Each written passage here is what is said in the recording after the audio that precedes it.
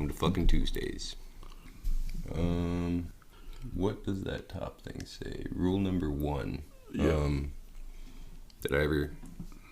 think I've tried to explain that one 100 times. Before. Yeah. Rule number 1. Don't hurt children. Super easy. Mm-hmm.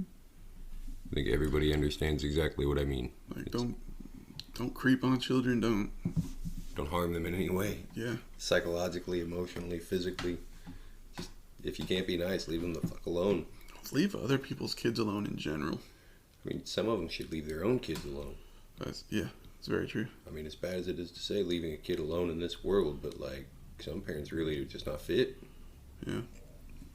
Like I'm not claiming to be an expert by any means, so. Oh, me neither. Please don't take this as me preaching, but if you knowingly violate Rule 1, you're the worst kind of people. I think every aspect of your life should be a work in progress. Yeah, but there's those. Yeah, I mean, we all know the ones we're talking about. Yeah. Followed by Rule 2. There's only 2 of them. So, Rule 1, don't hurt kids. Rule 2, the golden rule. Do unto others. Easy.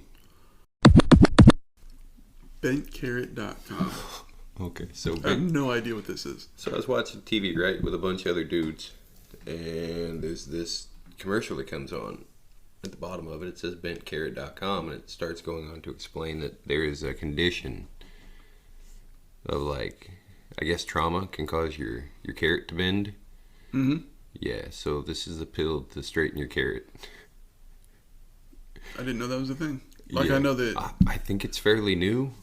I didn't know there was a pill for that. Oh, yeah. I don't even know how that would work. I don't know, man. I don't know, but yeah, feel free to check them out, and bentcarrot.com if you want to sponsor us. I don't know what we're going to do, but it'll be funny. What? Are they going to send us some free pills or something? Oh, no, I'm talking cash money. I don't need the pills. Yeah. But I'll plug your stuff, and it'll be really funny. Obviously, they've got a good sense of humor. Like, that's why I automatically like the company. They named it Bent Carrot. Yeah, that's good. That's funny. I mean, it's one of those things that you just have to have a sense of humor about, because somebody's going to make fun of you. Yeah. Everybody. And I'm not even really making, like, that's good marketing. I love marketing. Marketing done right is usually something like that, where, like, why would we be talking about this? Right. If it wasn't funny. Well, I mean, it would be funny anyway, but at least they let themselves in on the joke. Right. It's always nice when people aren't afraid to make fun of themselves. It's one of my favorite features in almost anybody. Yeah. Like, sense of humor. If you think about it, everybody and everything is ridiculous. Like, everything. So, if there's no humor in it, what's the point? Right. I guess, it doesn't have to be humor, but some kind of good feelings. Grab-a-voy numbers are fun. Oh, that's also something I'm not familiar with. I think I'm pronouncing that right, but once again, I don't know a whole lot of people that use these terms. So, do you remember Game Shark for, like, PlayStation? Yeah. You could put cheat codes in? Yeah, I had one for the PlayStation 2. Okay, so imagine you live in a video game and the developers put in cheat codes, like literal number cheat codes. Uh-huh. That's Grab-a-voy numbers. So, the Grab-a-voy code for self-esteem is 48189517498814. Uh-huh. You're welcome. Yeah, there's one for everything, man. Like God mode, Doom 2, is IDDQD. So the God mode for this life is like 42 or some shit. You can write it on your hand with a marker. I don't know if anybody's actually tattooing these things yet or not. I mean, How does it even work? The video game thing. Okay, so imagine video game developers, God, whatever you want to call it, added these cheats. Not exactly cheats, but you play long enough, you figure it out, and then it's that much easier to get whatever it is that you need. So that would be the super fanciful way of explaining them. Imagine intent and manifestation. Mm-hmm. So most people don't know their intent, right? So like to channel, to manifest a broad category intent is almost impossible. Mm-hmm. I want to save the world. Okay, that's your only mantra. You're just going to focus on, I want to save the world, and how do you do it? You have to have steps. Okay, so like let's say if I didn't have this wicked bad spinal damage, I could save the world more easily. So you meditate on these Grabovoi numbers for so long, you write them and remember them, and you think about them, and like it's a way to keep your mind active on a very specific action. So like somebody else has already gone through the trouble of putting the intent in it. You just have to run the magic through the forms. So the numbers give you something to focus on. Sorta. And I think it's like I Googled them. I don't know where else you would even come up with one. Apparently, the Akashic record, by the way, they want to say it's where these things came from, supposedly. But it doesn't really matter if they got the number wrong or right, in my opinion. Like channeling your intent on step by step. Like if I had more self-confidence, I could get this great job. So you go do the Grabovoi number and write it on your hand, and every time you're not feeling very confident, you read it, and you're like, what was that? Oh, I remember confidence. Do the confident thing. Yeah, so that gives you something to focus on. Yeah. Yeah, that makes sense. This would be like a mental focus, I guess. Because normally a focus would be a physical item, like a crucifix or a rosary or... crystal. Yeah. What have you. Yeah, the... Lucky charm. I mean, yeah. Yeah. On to super deep borehole then. So somewhere Siberia, I think the Russians had the bright idea that they were going to drill the deepest hole ever drilled, right? Mm-hmm. It's stupid deep now. Like 7 or 8 miles, I want to say. That sounds right. Yeah, the last crew that worked on it in the 90s, it got so deep and sketchy that they were like, they literally all left. It was breaking all the machinery. Where'd you say it was? Does it say how deep it is? In the Pajensky district. I don't know what that means. Me neither. I'm sure I'm butchering it. I mean, it's in Russian, and I don't speak Russian, so... Well, not well, at least. Definitely not. I mean, Niet. Yet. That's about all I got. Borscht. Vodka. Oh, vodka, yeah. Everybody knows vodka. Can't forget about vodka. Cola Super Deep Borehole. Europe's got all the most fun stuff. Boy, that's way up there. Yeah.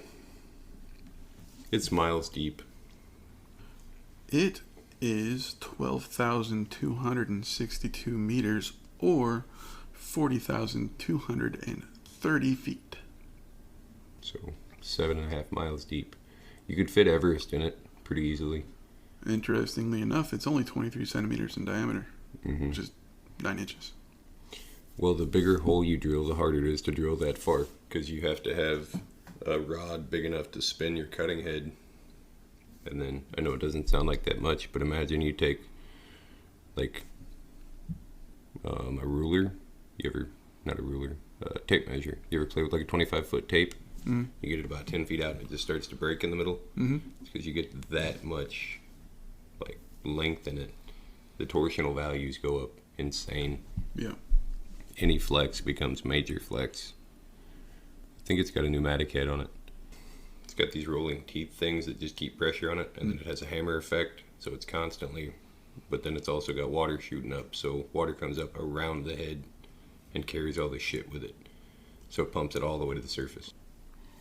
So the last crew that worked on this thing swore they'd broken into hell. Yeah, they said something about hearing voices and or torture Screaming, screams. Yeah. Yeah. All sorts of crazy stuff associated with this thing. It's funny because every time they develop a new drilling technique, they go test it on this just to see how much farther they can get down. And now they're at a point where they don't really want to be that deep, I don't think. Yeah, I don't know if that's a good idea. Well, I want to say at this point they left the last drilling head in it.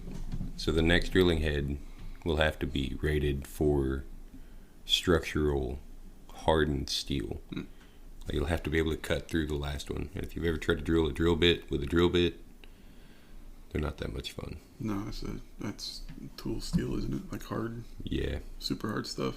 yeah. Generally a drill bit's about as hard a steel as you can get. That's why they break so easily.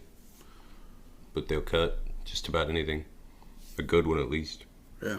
But these are masonry, so but they're also super deep masonry where the pressure, like every stone down there, is very good quality stone. There is no cheap broken stuff like up here on the surface. Yeah. Just because it would turn to dust down there. Yeah. Well, I mean, it used to be that stuff, and then it all got pressed by 7 miles of dirt. That's a lot of weight. Hundreds of millions of atmospheres, probably. That'd be fun to send like a little camera down there. Let's get a long ass piece of rope and tie a GoPro to the end of it and just drop it down there. There's a moderately famous caver here. I'm not going to give too much information, but Southern Indiana, that he makes cameras for like this kind of crazy stuff, like drones, robots, whatever, that go underground. Yeah, there's a show, was it Tree Island or something like that? Oak Island. Oak Island, thank you. Mm-hmm. Oak's a tree, so we're both right. But they do a lot of cool stuff with that. Like there's one hole they're drilling where it's basically this cylinder or tube with teeth on the end of it that they use to carve down the stone. It just goes, rotates back and forth and works its way down. And then once it's gotten as deep as it can go, instead of pulling that out and putting in a longer one, they just add on to the end of the sphere and then just keep on drilling. That's the inline well casing or something? Yeah. Like they drill with the casing, and then did it have a scoop? Yeah. Clear out the middle? Yeah. Yeah. Yeah, those things are pretty fancy. Yeah, they had a couple of drones and things that would go down into the water and things like that to scope out caves and everything. It's very cool. They've spent a lot of money on that treasure hunt. Yeah. I haven't watched it in years, but the last I saw it, they had spent so much money to find so little there. Chicken versus egg. What do you know about the chicken versus egg debate? Put them together and they're delicious. So you don't Keep have them any... separated, they're delicious. Do you have an opinion on which came first? There has to be a chicken to lay an egg, right? You would think so, But right? can there be a chicken without an egg? Okay, so here's the facts as I know them. All right, so the original chicken came from what? Dinosaurs. No. Oh. From an egg. We know this, right? Probably. Okay, so what did the original chicken egg come from? Dinosaurs. Something very chicken-like, but not quite a chicken. Because the first chicken was a mutation of something probably very chicken-like. I don't know, like a turkey, maybe? Mega chicken? We don't speak of mega chicken. Mega chicken. Arise, chicken. Chicken arise. Anyway, yeah, so you get where I'm going with this. Darwinian evolution says that something eventually evolved close enough to a chicken that it could lay a chicken in an egg. Mm-hmm. And then the first chicken was born and mated with something very chicken-like and had more chicken-like chickens. And that's why the chickens are so goddamn chickeny these days. Because we've been super breeding them. Just like people. That's our forte. Yeah, we're good at super breeding things. Yep. Flus. Dog breeds. Oh, God. That's gone. It's taken such a turn, man. Like with cats, too. Like, we got the cats with the little stubby legs now. Yeah, I think we did this one once. I don't know if it ever made it to air, though. I don't even My remember. stupid little dumpy cat that I miss was like, a midgie or some shit? My cat, Oh, Lucky? Yeah. Yeah. Like, you know the smart ones that are always trying to escape and stuff? I feel bad keeping them in the house. Yeah. Like, those should be allowed to run. The ones that get out onto the porch and look around and the first thing they see move, they run right back in the house. Yeah. Those are good house cats. You don't have to feel bad about keeping them, because if you leave them outside, they'll get carried off. You wouldn't think they'd be a good mouser, though. Oh, who cares? Like, at that point, you've just got an indoor cat that you play with. Well, yeah. But if you have mice and you go to get a cat to get rid of the mice, and then it's scared of the mice, you're just going to need more cats. Okay, so, no, you don't need more cats. You need mouse traps and a camera. Because usually the smell of the cat's enough to keep the mice away anyway. If your cat can't catch mice, and the mice come after the cat, and you film it, and put it on TikTok, Send it to America's Funniest Home Videos? Yeah, you can buy all the mouse traps with all the you could be sponsored. Is your cat stupid? Or you can just go on TikTok and they show you how to make the best mouse traps. Yeah, with a bucket. With some MacGyver shit. Dude, I was watching TikTok a minute ago. Chinese people doing things is fascinating. Communism looks terrible. Yeah. Have you seen the people that are just incredibly good at that one thing? Yeah. You know why they're so good at that? Because that's what they do. Because that's what they do. Day in and day out. Every day. All For day. like decades at a time. I don't know. I think the difference over there is that they learn to live in moderation. Like they don't all need 17-bedroom mansions, and like they just kind of coexist. Yeah. I'm not saying either side of the coin's good. Like somewhere in the middle, probably, is where we should try to live. It'd be nice. Maybe. I mean, To be able to just exist. Oh, yeah, that coexist thing. I mean, we all are part of something bigger, obviously. Like, at least connected in some way. Even if it's only this planet. Like, we all individually have a very large effect on the state of the world collectively. Well, what can I do? I'm just one person. I don't know, but if you talked 4 of your friends into something and they talked 4 of their friends into something, and it was like not a douchey thing, like if everybody just would talk each other into the first 2 rules. Mm-hmm. Yeah. But once again, that's too easy. People need complicated. That way when they don't understand, they can make excuses. When shit's really easy, no excuses can be made. You didn't understand rule 1? What, did you get confused? Like, because there were 70 rules? Oh, wait, no, there were 2. Mm-hmm. And only one of them is specific. Don't hurt children. But then somebody does, and they want to blame something else. Well, he was 14. Child. Innocent. Don't do it. I get it that some of us, myself included, at 13 years old, were already very corrupted, but I'm not saying I wasn't a corrupted child. Everybody likes to think, well, I was grown. No, you were still 12. Sorry. Sorry that your trauma made you feel grown up at 12. But you weren't. Just because you lost your childhood doesn't mean you're not a child. Yeah. Yeah, you don't get to act like one, but you are. Like, and I mean, shit, most 20-year-olds. Shit, I'm basically a child. I don't know that men ever really grow up. But, yeah. Hell, I'm almost 40. Yeah, Matt and I don't fall under Rule 1. I would rather you didn't hurt me. But, it's not, like, I'm not saying I don't have it coming kind of thing. Children are innocent. I am not. Perception. Okay, so the original point for that one was perception creating reality. Mm-hmm. Which is why, like, self-fulfilling prophecies and shit. Like, let's say I were to tell somebody that they're going to die on Friday the 13th of 2027, and they believe me. For the next, 5 years from now, they're going to figure out how exactly they're supposed to die that day, and then by the process of thinking about it so much, there's a very good chance it actually happens. Yeah. That doesn't mean I'm good at reading the future. That just means I predicted something and everybody believed me, and then it happened because I made it with manipulation. Yeah, there was a Disney movie that came out recently.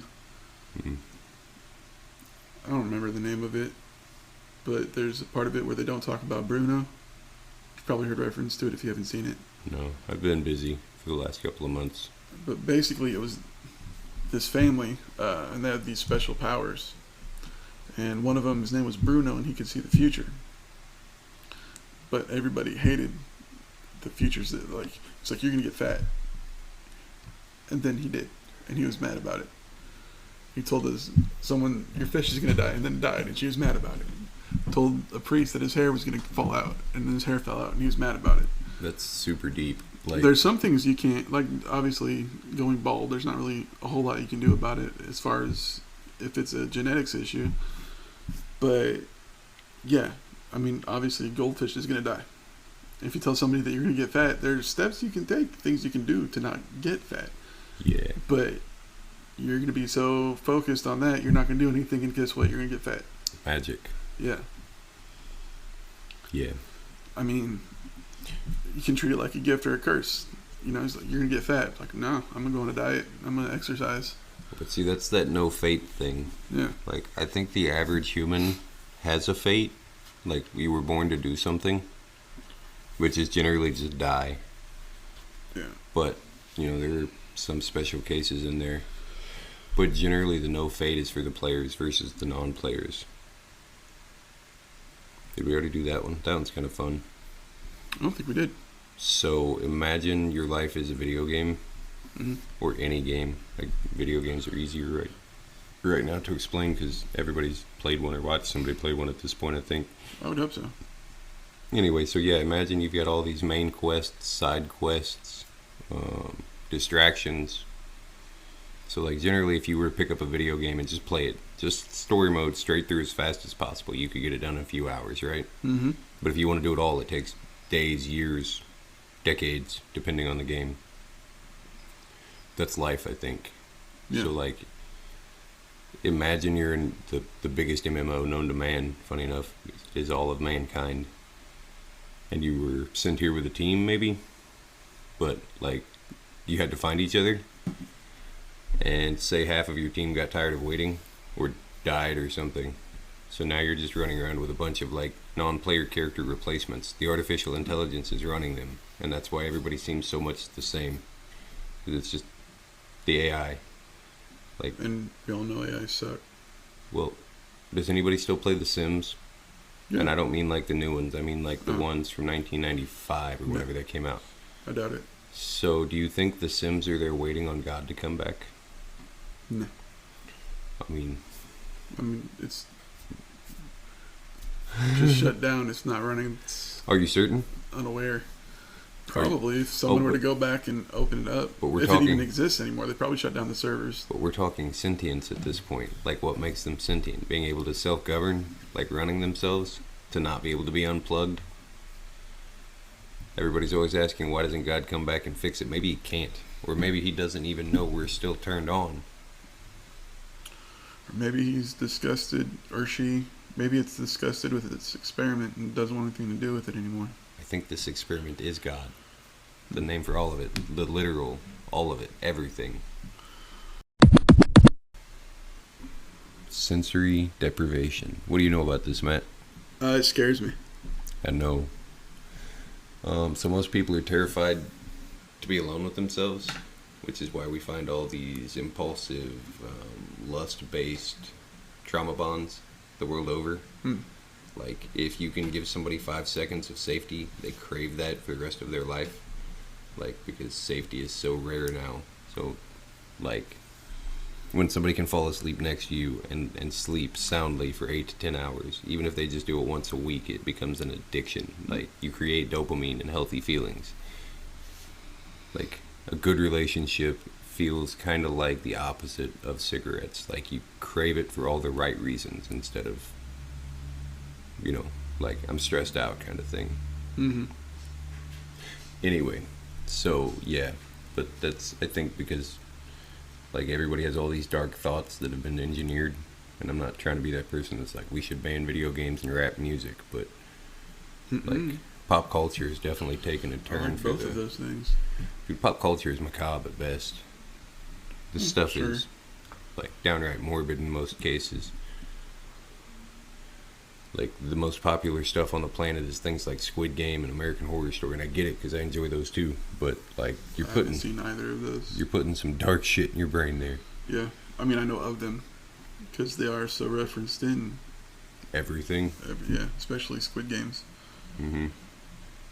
Dude, it was So I know the references. I just don't know the show. it was a hell of a ride. Like, I was writing my murder novel as I was watching that.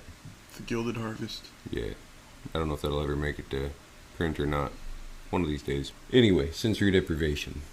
We fear. You're in basically this little capsule in salt water. The pod. Yeah, pod. Yeah. But not like normal ocean salt water. We're No. talking like Dead Sea.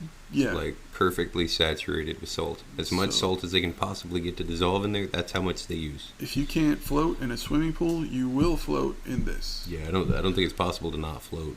And basically, no sound, no light, no nothing. So I'm told the taste is the one that gets you. Like you can smell and taste all the salt. So it's not true sensory deprivation. Gets you a nose plug.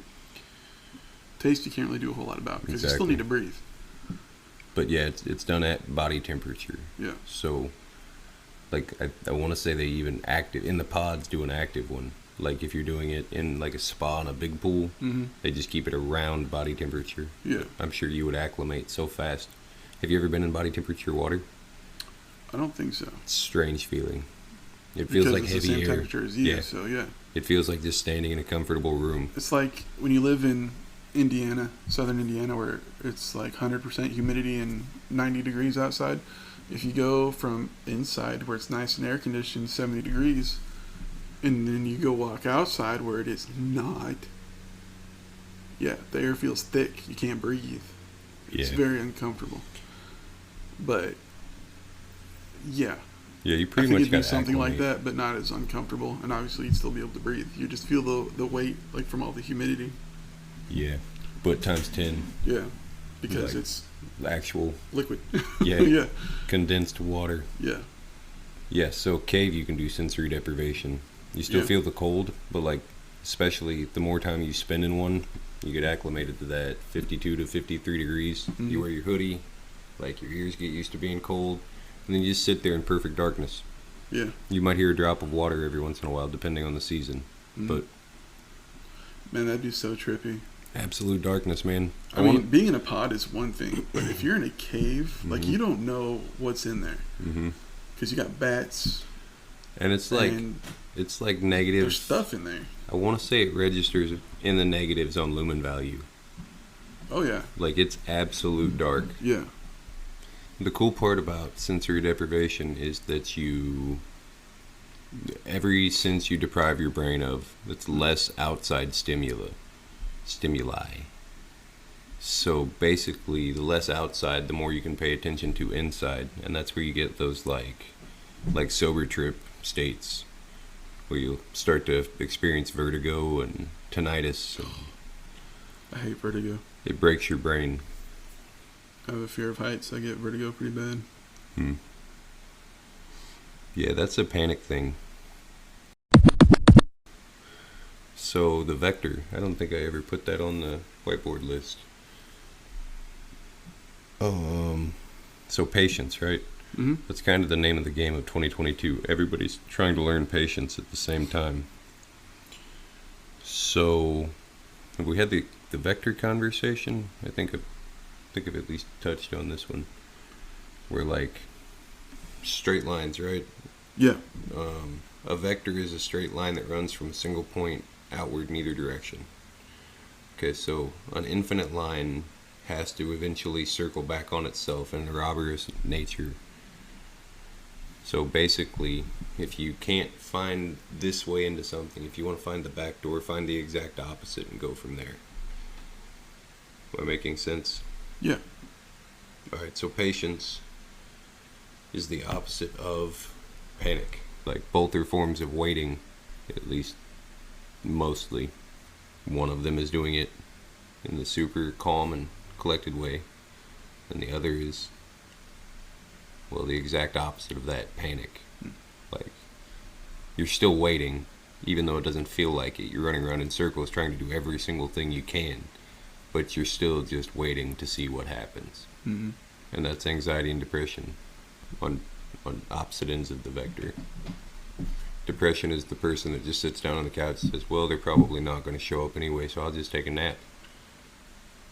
That's patience, at least in my opinion. And you've got anxiety. The person who panics, oh my fuck, they're going to be here in 3 hours. I haven't even shaved the ceiling yet. Like, how am I going to get everything done in 3 hours? And they panic for 3 hours. Both people have just killed 3 hours of time. One did it in a panic state, one did it in a patient state, but I don't know that either one is really the correct answer. But what if you have both? Okay, so this is called bipolar disorder, and you jump from one to the other. And then you get lucky like me, which is, I think, bipolar to the verging on schizophrenia mixed with ADHD. So I forget which one I am regularly, and I'll go from depressed to anxious at an alarming rate. I really hate being depressed because I am such a manic person. So generally, as soon as I feel it start to slip there, I just, nope. We're going to stay crazy happy instead of sad. Yeah. Yeah. I get I have depression and I get anxiety a lot, but I also have a disconnect from my emotions. Mm. The mental tap. Yeah. That's called apathy, by the way.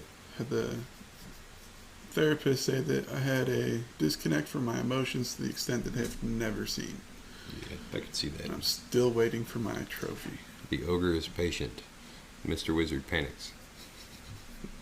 Duality, man. Yeah. Complementary. I would say yin yang, but that would be implying that one of us is the divine feminine. Dude, I don't know what the hell I am. I mean, fucked up 5 ways from Sunday, so. Anxiety, man. Anxiety is paranoia. It's just what it's about. If you're talking like paranoid you're gonna get fired because you're doing a shit job, they don't call that paranoia. That's anxiety. But yeah, paranoia because you think the government's out to get you. But who's saying they're not? Yeah. I mean, I'm pretty sure they're not. Not on an individual basis. Like, No. they really are looking for terrorist cells and stuff. Which is why so many of the... Just looking out for bad guys. Trying to find them before they're a problem. I thought there would be... Which means, facial recognition, tracking, well, the Patriot Act. The Patriot Act is not... It's not a good thing. Seasonal depression. Speak of the devil. Man, I don't get it. What, it's cloudy, so you're sad? No. It's I'm going to have my kids this weekend and I can't even take them to the park because it's 24 degrees and snowing outside. Dude, it's snowing outside. That's when you want to go outside. I mean... It's so much fun to play in the snow. Some people think that way. Some people have to walk everywhere they go with 4 small children. That's true. And they live in a project. Yeah. And it's not a safe walk. Safe. Yeah, no. And they don't know anybody that can drive in the snow because they just got to... I mean, you get where I'm going with this. Yeah. Like, just because you don't experience it doesn't mean it's not a real thing. And most people love to do that simplifying thing because it is... Like, mental illness is so basic on a basic level, but it's so much more advanced. Like, it's easy to say you have abandonment issues. Slow down. Like, it doesn't matter if everybody loves you because a couple of people do, and that's good enough. But, mental illness, it's not as easy as it sounds. No. It is. Like, every reason we say it's not easy. Yeah. Doesn't. They're excuses. Yeah. The weird thing about mental illness is it's not your fault, but it's your responsibility. Yeah. It sucks. Yeah. And everybody wants to say, well, they did this to me. Yeah, maybe. Yeah. But here you are. Like, it'd be awesome if the people that did all the damage would come back in and fix it, but that's not how it works, especially not in your inner monologue. Like, I can't climb inside. Maybe I can climb inside your head. Boy, that noggin's big enough. There's probably room. I don't know. One of these days I'll start. No, I don't know. I don't really want to mess around. You know when you pick much. up a shell on the beach and you put it to your ear and you hear the ocean? Yeah. There you go. You're there. Seasonal depression. Does that make any more sense now? I think. Yeah, I mean. I think there's seasonal anxiety too. I don't know. Maybe I get seasonal depression in the summertime because I'm stuck in the house with air conditioning. Well, there's also seasonal anxiety where you're always worried about you're gonna have to do so much more because of the season. Indiana experiences heavy seasonal mental illness. I don't want to call it either one because the weather changes so rapidly.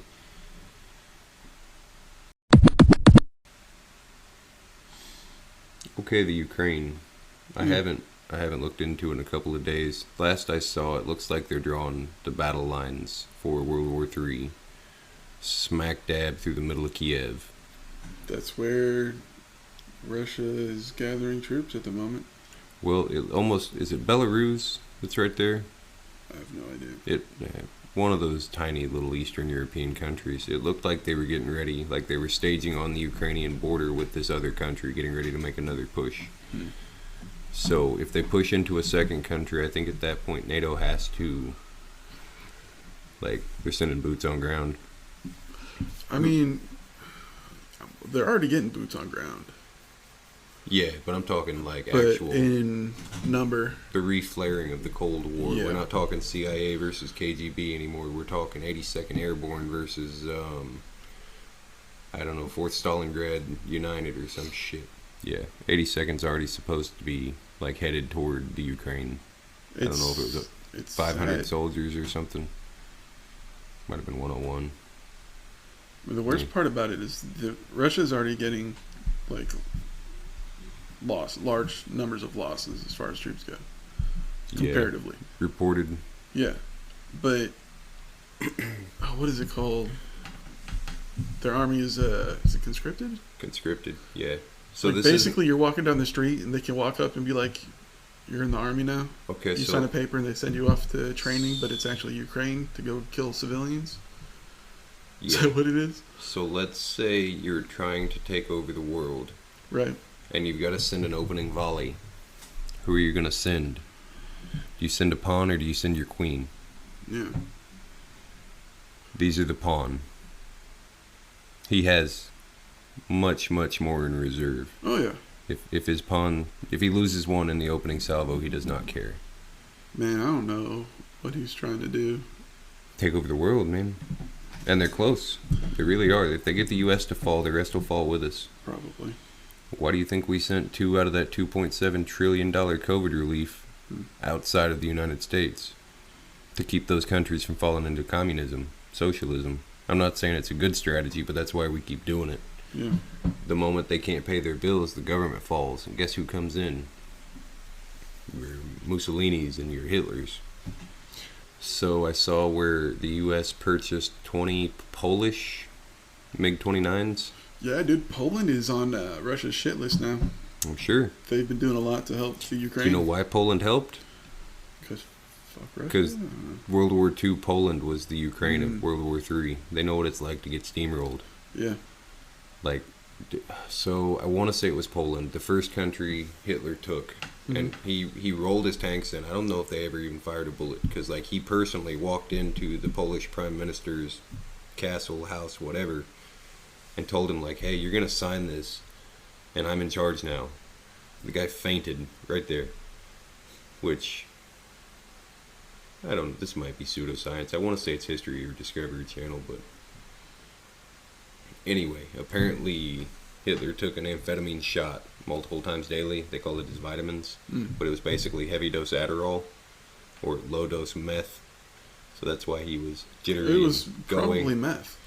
I don't think they had methamphetamine. They had amphetamine. Yeah, but which is the same thing. It's like heroin versus opium. Yeah. Like meth is a stronger version of the same drug, but Which he would have had no tolerance to. Which they would give to their officers. Yeah, and shots of it. Like we're not talking one half a little however many milligram pill. We're talking like this dude was And the shooting officers up. would use it to send home and give to their wives. So anyway, they shoot the Polish prime minister with one of Hitler's personal shots, and apparently he didn't sleep for like 3 days. But yeah, he fainted. That's Yeah. Hitler just. So now Poland is trying so they've been shamed since World War II. Like the French have been shamed since World War II, all of them. Yeah. And now they've got a chance. Like, oh, World War III, we won't be the laughing stock anymore. And dude, the French, like, I know we give them a lot of shit because they only dropped their rifles once, but they've got a hell of a military now. They do. They got really well trained soldiers. They've got a battle tank. It's like possibly the most effective offensive combat tank on the planet. Mm-hmm. The Israelis have this thing called the Merkava, which is amazing. But I'm not saying it couldn't run and gun, but they're designed for pulling up on the back of a dirt embankment, and then the gun will point down it, so they can actually kill shit on the opposite side of a hill. Doesn't matter how good their armor is, because they have 20 feet of dirt between you and them. Yeah. Who gives a shit about dirt? Is an amazing bullet catcher. Yeah. Like one of the best on the planet. And it's just natural. You just drive up on a berm and shoot down it. Those things can take like 120 millimeter anti-armor mortars square, like something that would kill any other tank on the planet, and they just bounce off. No shit. So anti-tank like rifles or anything like that Oh, probably yeah, wouldn't no. be any good against that. Obviously. Like they've got depending on where they're going, they've got they've got reactive armor on them and stuff. So like even an RPG won't. Yeah. The reactive armor is only good once though. But generally, I mean, those things have an effective kill radius of like 3 miles. You're gonna have to have a pretty big mortar to hit them before they blow you up. Oh, so they're getting all these MiGs, right? Yep. Who's gonna fly them? Pilots. Who's pilots? Volunteers. Are you familiar with the MiG-29? It's a jet. Imagine like It goes brrr. driving a NASCAR. Yeah. At the same time as playing a computer game. Yeah. That's what you got 2 hands for. Not that many people can do this. You're just driving in a circle, right? And even the ones that can still need lots of training on specific jet before they can go dogfight. Put an AI in it and just fly it like a drone. Okay, now we're talking about the book Armada. Yep. That way you are just playing a video game from somewhere else. Yeah. Don't have to worry about human loss. That's the theory in Armada. That basically the government started developing computer games after First Contact in like 1975. Yeah. And they've been training us how to fight. Yeah, but with a drone army. So, like, literally training us. It's not like you're going to have to take you can still drive the drone with your keyboard or your Xbox controller or whatever you want. Mm-hmm. But, yeah. So, should I spoil the whole book? Pause here. Spoiler alert. Yeah, pause here if you don't want to hear the spoiler. Yeah. If you plan on reading Armada by Ernest Cline. Then probably switch off. It's the guy that wrote Ready Player One. Alright, spoil away. The AI, man. Mm-hmm. That's what we were at war with, a deep space AI that comes from like the Galactic Federation. I'm paraphrasing here, I don't remember all the exact names. Oh, well then we're not spoiling anything. Yeah, this thing was supposed to be running a test though. So like it was giving us every opportunity to stop trying to kill it. And then at the end of it, dude finally figured it out. Hey, this is the test. We're not supposed to try to kill it. So when we cease aggressions, it ceases aggressions and says, congratulations, you won. You can join the Galactic Federation now. Wouldn't it be funny if it was just waiting for humans to finally be like, all right, enough. We're done. We don't want to be shitty anymore. Wasn't this a Matthew Broderick movie? I don't know. Was it Ready Player One? No. Because I haven't read or watched that one. Armada just happened to be in my limited library. Matthew Broderick. Broderick. Ba ba ba ba ba ba ba. War Games. Good movie. Don't remember it. Well, that's because it's from 1983. It was a little before your time. I've seen a lot of the old ones. Ferris Bueller's Day Off, of course, I'm sure. Oh, Glory. What a good movie. Anyway. Yeah, sorry. You're good. Segued. What were we even supposed to be talking about at this point? The Ukraine. The Ukraine? What else is there to say about the Ukraine? Russia has a lot of big, scary missiles. I don't like it. Oh, the thermonuclear, not thermonuclear, what are they called? The oxygen bombs. The H-bomb? No, the oxygen bombs. The ones they're already dropping, supposedly, in the Ukraine. So supposedly they're dropping clusters. The H-bombs, those are ones that are bigger than a nuke. So they're all nuclear. They're all thermal. They're all in the fusion range of... Isn't that an issue if they're already dropping those? Yes. Huge. That's what I'm saying. We're already on the nuclear scale. They've already been dropped. So cluster bombs are one thing. Those are illegal by Geneva Conventions because they make minefields. Yeah. Like they don't all always explode. So those are like conventionally bad, and I get why they don't like them. Look at Cambodia still to this day. Yeah. But no, so these thermal things, they wipe out city blocks, but they can be shoulder fired and stuff if I remember correctly. I want to say these work on oxygen instead of hydrogen. Like the lighter the element that you're fusing, or I guess it would have to be fusion with that small of an element. Yeah. But yeah, the lighter the element, the more readily abundant. Hydrogen is like 60% of our atmosphere. If you get it to start self-feeding, it might take out the entire planet. Right. And some of those big ones, they really have no idea how big of a blast radius they have. They estimate them around Texas or larger. Like we're talking 4 or 5 European countries per bomb. And that's estimated because they can't set them off. It's nuts. Yeah. And What are scary. those things called? Let's see. Maybe Google can help. You're saying oxygen? Yeah. Oxycodone? No. No. Did you hear that company's getting sued? Is it Pfizer, Purdue? One of them. One of those multi-trillion-dollar drug companies that produced oxycodone, Oxycontin. Was it Lilly? Might have been. Uh-uh. I was thinking it was one of them that's in Indy. Wonder if I'm getting in trouble for Googling something like oxygen bomb. Probably not. Just type Ukraine in. All right. What is an oxygen bomb? Let's see. I mean, thermobaric bombs. Thermobaric. There you go. Also known as aerosol or fuel air bombs. So it's using the oxygen in the surrounding. Eventually, they create a large enough Oh vacuum my that they God. kill themselves, but yeah, they're nasty. So it just sucks the air right out of your lungs. Yeah. I mean, they do quite a bit of structural damage too, but it's more like a concussion thing than an explosion. Vacuum bomb. Yeah. Almost implosion more than.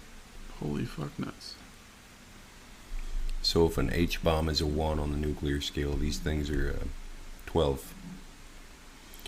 But they're on the nuclear scale. I don't want to go to there. Yeah. Nasty. Blast waves typically last longer than a conventional explosive. Nasty. Mm-hmm. Breaking the universe, man, in ways we don't understand. What do you know about the astral plane? Nothing. Okay, I don't know how much of this I've discussed, so I'll give a quick 2-minute. So, most people I know believe that dreaming exists entirely inside their own head. Like that we all go to a private place inside our minds to dream. Mm-hmm. Okay, I don't think that's true. I think we all go to someplace similar. And I'm not saying we all go to the same part of the same place every time. Like, you can definitely have your own little corner of the astral realm.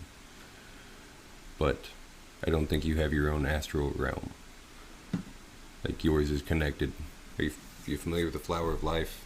The interconnected, interlocking circles? Not really. Okay, so... Is that like the lotus or something like that? No. That they use to, There's the tree of life, the flower of life. So it's almost like the self-replicating cells. Like, you know how a baby is born from one fertilized egg, and then the egg divides and becomes 2, and then 4, and then 8, and 16, and you're talking exponential growth. So imagine each human being is one cell in the amoeba of Earth. I guess it wouldn't be an amoeba. Of the early life form that is Earth. yeah. But yeah, okay, so the tree of life, each one of those circles is a person. And they're all interconnected. And once you look at it in the 5th dimension, they're all interconnected to each other. Like, each is just a different mutation of the same cell. Alright, so the Facebook page is called Ghost Town Living. It's about this dude him and another investor bought this town not too far from what's the desert called out there? Which one? The dead one? Death Valley? Yeah, that one. Mm. Yeah. Bought an old abandoned silver mine town. In Death Valley? Near it. Cerro Gordo. I don't know. In the that mountains. Obviously it's a mine. one. Yeah. Death Valley, I mean, that place earned You its can name. see it from there, so it's not far. Yeah, Death Valley earned its name, man. It's the hottest place. Mhm. Like, I want to say it records the hottest temperatures every day. Like, on Earth. Yeah. Nothing lives there. They don't really cover that very much. Just that you can see it from there. Yeah. So, But basically what they're working on doing is restoring the town as just a place to vacation and experience that kind of date and time. a life experience from the past, kind of a thing. I hope they don't play in the mine, because those old desert mines are death traps. He goes down in there all the time. Sketchy, man. Like, he got to the point where he got, I want to say it was the gold play button, one of those play buttons, and he hit it down in one of the mines somewhere.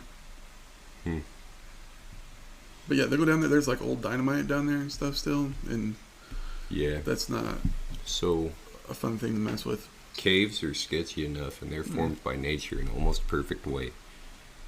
Like, water does it slowly over possibly millions of years. Mm-hmm. Man does it in a decade, Mm-hmm. and they don't do it smart ever. Like, those things collapse. And Mhm. it's something just like if your voice hits the wrong note, you'll vibrate something loose. Yeah. And then 3 miles of old mine is gone. Maybe you don't get crushed Everyone's by still in it. Yeah. but yeah, then Which you're, happened. then you're down there. At one level in the mine, there was a fire and a cave-in. Not everybody made it out, and the people that were stuck down there are still down there. Yeah. Well, at least what's left of them. A lot of times you get into stale air, man. Like, Yeah. those natural. They have to take those oxygen well- detectors with them, and they'll Are- start beeping, and they're like, all right, we should go now. Are you familiar with the canary? Yeah. The coal miner's canary? Mm-hmm. But talking about the sensory deprivation reminded me of that, because he did one thing where he went down there for like a weekend or something like that and lived in the cave and did not come out. Like, this is, like, I think that thing is hundreds of feet deep, Probably. and he was down at like the, I don't know, what's it, like the 700 level or something like that. So yeah, he was very far away from the surface, and it was like he put a cot up down there. Well, he went fancy and had like a whole bed and everything. He took a bunch of stuff down there. It was ridiculous, but he did everything down there in the cave. Slept, ate, Yeah. everything. That's a mine, though, not a cave. True. Big difference. Mines are so much sketchier. Yeah, he was sketched out quite a bit. Those silver mines in that area, though, they're famous. And there Mhm. was a lot of silver in that, all the way up, like San Bernardino's. There's silver mines all over Southern California, I Western think Nevada. you'd like some of his videos. That town is pretty fascinating. Have you ever heard of California City? I don't know, probably. So it's considered the biggest, like, financial blunder in American history. Mm-hmm. Nobody's ever heard of it. I want to say late 40s, early 50s, this team of investors got together and they decided they wanted to move the capital of California inland. And then they actually build it, and then they just never Sorta. went there. They built all of the infrastructure, right? Uh-huh. So, like, the roads are there. There's houses and shit. No, No? Okay. not most of it. You can go, like, entire blocks. It looks like somebody started to build one of the biggest cities on the planet and then just stopped. Just left, like, a quarter of the way in. Yeah. But they'd already built all the roads and infrastructure. Like, they just... Where And there's they did nothing build. there? They did build some houses. Like, Mhm. so the way it worked was you spent 50 grand and you got to be one of the flagship members, which, Mhm. you know, at the time it was a bunch of money. But then you got to design your house and all this. But then it never... They got a bunch of investors of, like, normal people made investments and they wanted to go live in California City. Hmm. And then they just never followed through. So the people still own the plots of land, or they've been taken back or whatever. Yeah. Might be a hell of Sounds familiar. an investment opportunity. Right now, it's super terrible neighborhood, like top 10, Oh, I'm sure. top 10 shooting rates in California. Which, when you're talking L.A., Yeah. So what you're saying is it'd be fun to go check it out sometime. yeah, I was supposed to check it out last time I was in Cali. Just never got around to it. There's so much cool stuff there. Yeah. I don't know that I would like it. It sounds like there's a lot of people there. So it's a completely different kind of, like, here a large crowd is oppressing. Over there, a large crowd is almost inspiring. You're gonna see cool people doing cool things. Like, people over there still have a little bit of a soul, a spark. Like, there is still a joy to be alive rather than just this muddling through that we do around here. Yeah. I'm not saying everywhere over there is nice. Like, there's Skid Row just like there's anywhere else, but it's hard to be pissed off on a beautiful beach. I've seen people do it. I just don't like being around groups of people. So that's the cool part, though. Like, the groups of people are doing their own thing. Like, you can sit there and eat a sandwich with a 4-foot tall Liberty Spike and 2-foot tall platform shoes, and nobody cares. Mm-hmm. Like, you're not the weird thing over there. Everything's weird. You're just another weird thing in a weird place, which is super soothing for my soul. I hate being stared at. Around here, I'm always stared at, for good reasons and bad. Dude, I don't even mind. Like, they say it's like having babies stare at you. They think you're pretty. Like, there's nothing malicious about it. They just stare. Now, when it's a 35-year-old dude, it does get a little creepier, but I think most of the time, like, it's still eye-catching. I'm just eye-catching. Babies do stare at me a lot. That doesn't really bother me. I mean, they're just babies. I don't know. Babies are the creepy ones because you never know what they're thinking. And I'm talking like, year and younger, true babies. Yeah. They just sit and stare at you. Like, what is going on in your little baby brain? Boo, bitch. No, don't say that to babies. Depends on whose baby. Fair enough. But then I'm saying that to their parents, not the baby. Yeah. Okay, so I read a book series called Through the Looking Glass. I don't know if you've heard of it.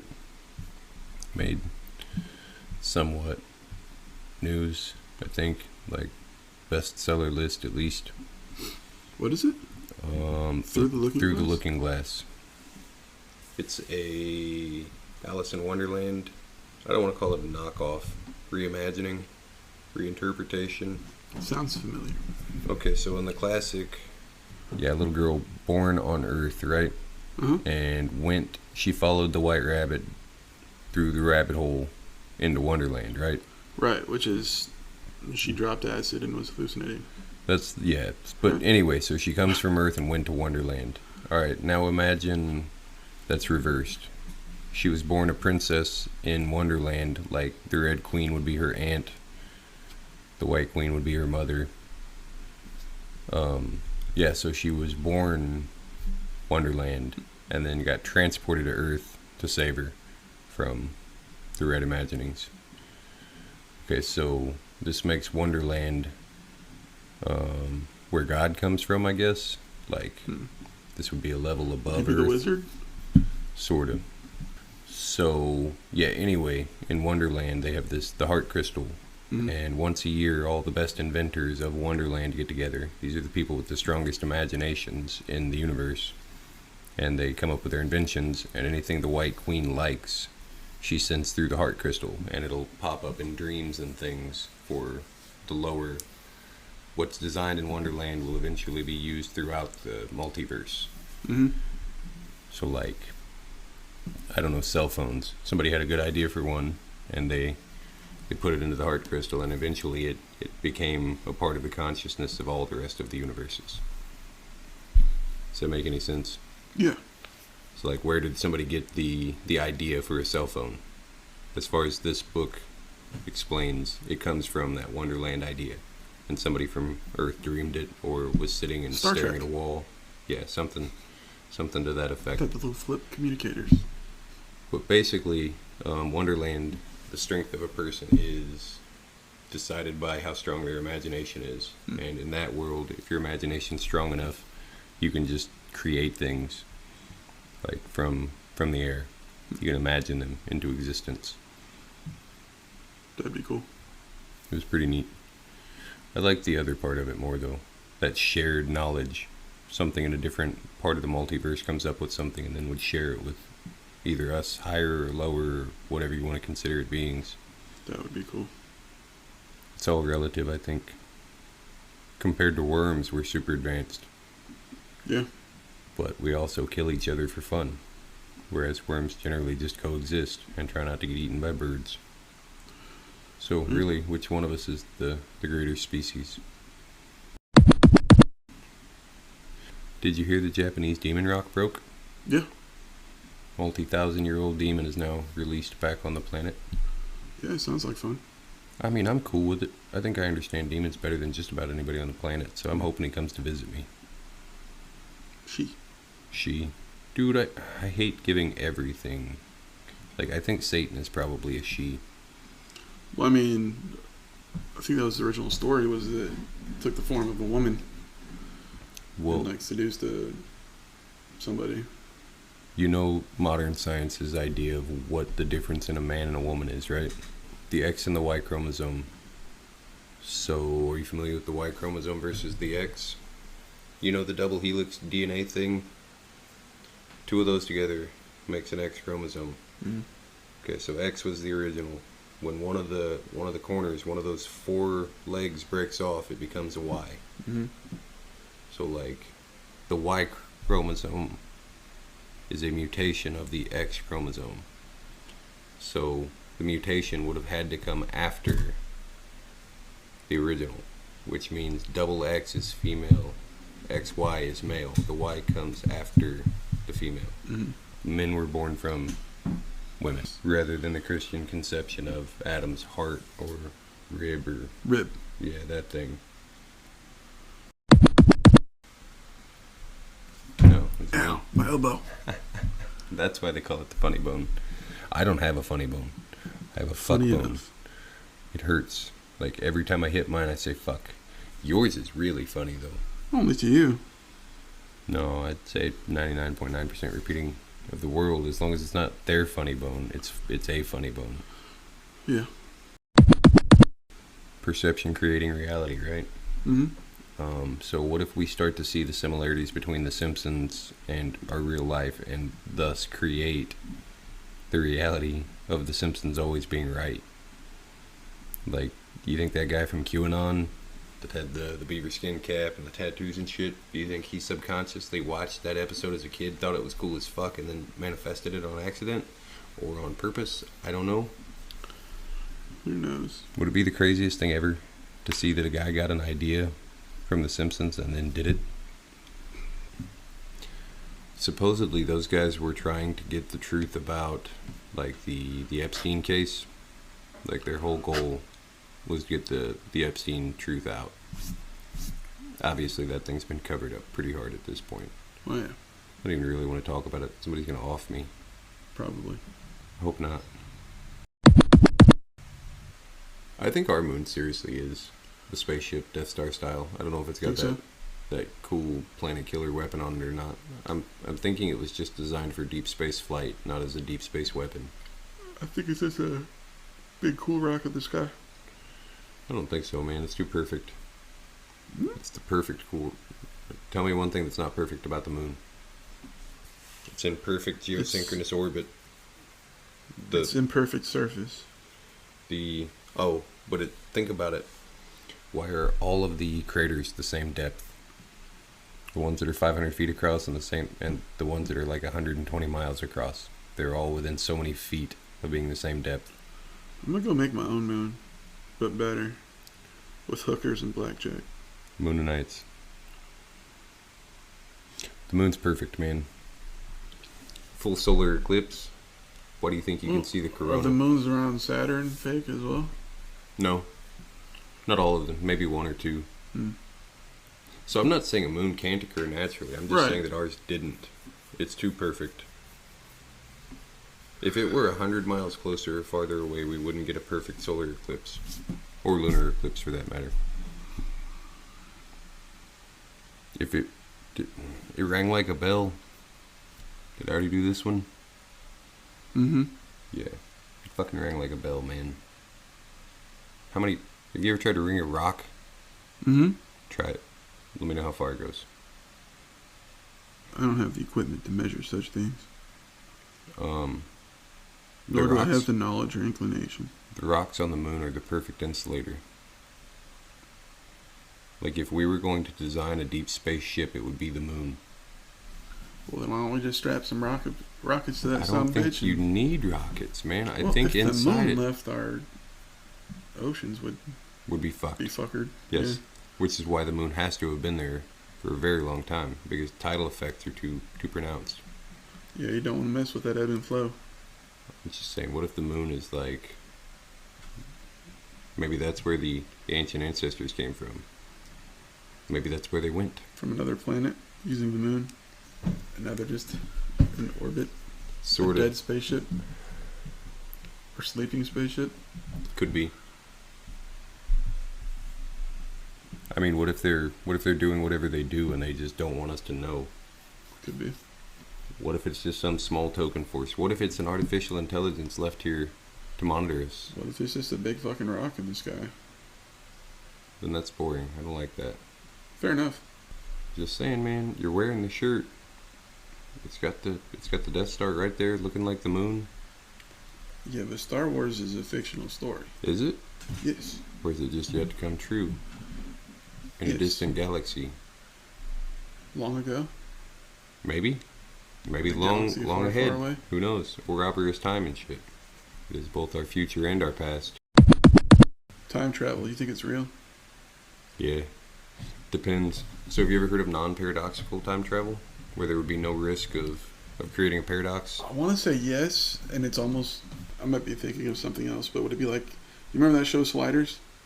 Yeah. Where basically they were traveling to different alternate worlds, I guess. Okay, so you're talking dimensional slides through Yeah. time. I'm talking... Like time travel, but... Let's say you stay in one Ouroboros loop.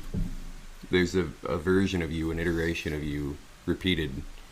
So let's say you can slide back to the Matthew who was a hatter in 1340 Brussels. But you can only live the life that he lived. Like, if he didn't kill... So we're talking quantum leap, but only into, like, your previous self. Yes. Okay. I don't think you could slide your physical body back, at least not in this conception of time. Time's a river. It only moves one way. Yeah. Was there anything else? What were we even supposed to be talking about on that last one? Whatever we wanted to.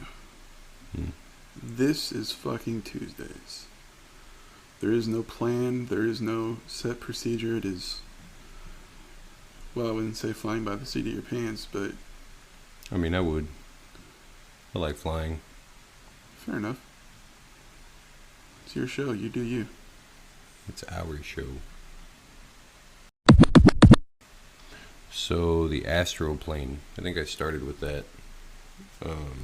So everybody goes to the same place when they dream, right? Or thereabouts, the same world. And the cool part about it is it's always in flux. Like, it's a world of pure chaos. Mm-hmm.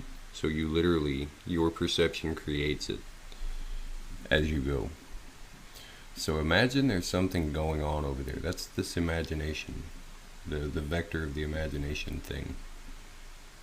Alright, so I had the same dream location 2 separate nights. Like, I want to say I dreamed of it the first time, had a night off, and then dreamed of it a second time, if that makes any sense. But it wasn't the same dream. The first one I remember, it was like a Simon Mall. Does that make sense? Like a Midwest mall, not a California outdoor mall kind of thing. And I was working in like a Cinnabon or a Taco Bell or some shit. Just wiping down tables. And everything felt weird, like I was waiting on the world to explode, but I didn't know why. And then 2 nights later, whatever, I remember being chased through it, like in a zombie apocalypse kind of scenario. So, alright, so I started with that imagination thing from Through the Looking Glass. Mm-hmm. Imagine the astral plane is having problems. And I don't know if we're causing them by putting so much negativity into our minds that we're carrying it over there into dream world with us. And we're like infecting others over there and they're bringing it back over here and it's just a self-perpetuating. Sounds like something we would do. Polluting. Or is there something Through the Looking Glass style, like the Red Queen over there, intentionally polluting it? Manipulating? She's just a manipulative bitch. What a bitch. Off with her head. Yeah. Oh, so that's, once again, back to Star Wars, man. Can we really say the dark side is the bad side? No. Honestly, they have a better chance of bringing peace to the universe through the dark side, I do believe. Because, like, showing people... Yeah, their peace would be brought by control. Mm-hmm. Lawful evil. Mm-hmm. Yeah. See, those are societal standards. Good versus evil. Like, peace is peace, right? Peace is good. Can you say No. that? Can you say that completely lawful, orderful Peace peace? through control isn't peace, though. Is it or is it not? The people being controlled aren't at peace. Is a black car a black? Is a black car a car? Yeah. What's the color of a car have to do with anything? Exactly. It's still a car, right? Okay. Peace at the end of a gun is still peace. It's black peace, but it's peace. No. Those are not comparable. If everyone agreed and nobody brought violence into this, even if there was the threat of a gun over it, if there were no... That's not living in peace. That's living in fear. See, now we're getting into semantics. If no one is hurting anyone, this is the technical definition of peace. Now, if you have to exercise those threats rather than just holding them, and that's what I'm saying. Maybe the problem isn't the person with the gun, it's the person fighting the person with the gun. No, that's not peace. You sound very Shogun style. Live free or die. Mm.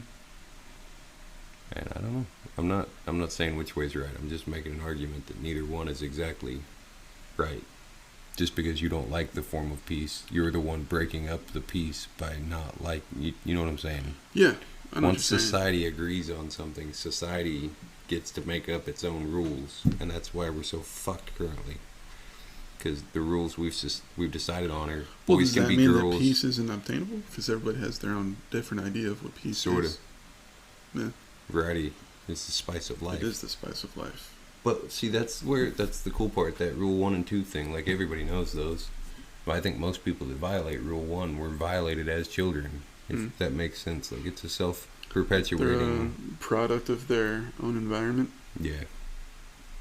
And I'm not making any excuses. I'm not for saying anybody. that's entirely true, but I'm not saying it's false at all either. I mean, and the environment you grow up in definitely has an effect on the person you become. Nature versus nurture. Yeah. It's by no means an excuse. Good excuses are still excuses. Is there a good excuse though? Sometimes. I mean, it's like saying there's no such thing as a free lunch. Is there? There's an exception to every rule, man. Like, and if we only look for exceptions to rules, we ignore the rules. So I'm sure there is a free lunch, but it's not common. Well, recently I got lunch for free, but that's because I had to wait so long for it that they just said, just go ahead, it's on us. You didn't get that lunch for free. You got Because that I lunch for waited. not screaming at people. They were just very happy. Which with is you. something that I wouldn't do anyway. I told them, I was like, I'd be happy to still pay for it. I don't mind. You're the waiting. anomaly, though. Because Fair enough. most Karens 30 seconds in. My food was up there 14 seconds ago. I'm calling the health board if I don't get my next 6 years of chicken for free. I want it in a gift card form. Bye. Oh. Did you want me to say bye too? Yeah, tell your friends bye. Hold on, I'm killing the candle first. Alright, Bob Rouse voice. Thanks, everybody, for coming to our bedroom talk. See you next week, maybe.